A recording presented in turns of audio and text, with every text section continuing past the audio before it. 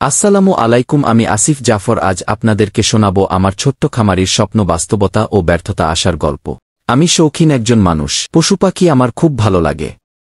খামারি হওয়ার খুব ইচ্ছে আমার। বিভিন্ন সময়ে বিভিন্ন জিনিস দিয়ে শুরু করতে চেয়েছি, কিন্তু ভালোভাবে সফল হতে পারি নাই। প্রথমে শুরু করেছিলাম 2টা বাজরিগার পাখি দিয়ে। তখন থেকেই প্রাণীর প্রতি ভালোবাসা শুরু। তারপর কিছুদিন পর 2টা টাইগার মুরগির বাচ্চা এনেছিলাম। বেলকনিতে ছোট একটা খাঁচা বানিয়ে ওদের পালতাম, কিন্তু ওদের পায়খানার গন্ধ সহ্য করতে পারতাম না, পরিষ্কার রাখা সম্ভব হচ্ছিল না।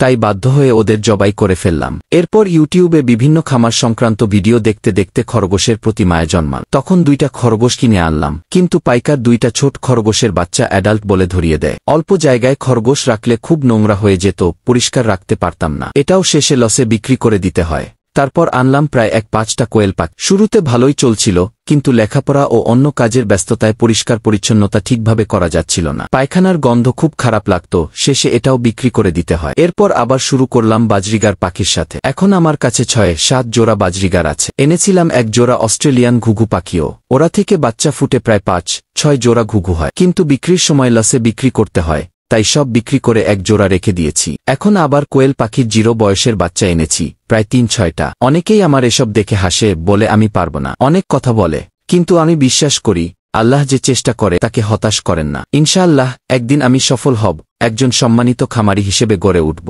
তখন সবাই বলবে, তুমি যা করছো ঠিকই করছো।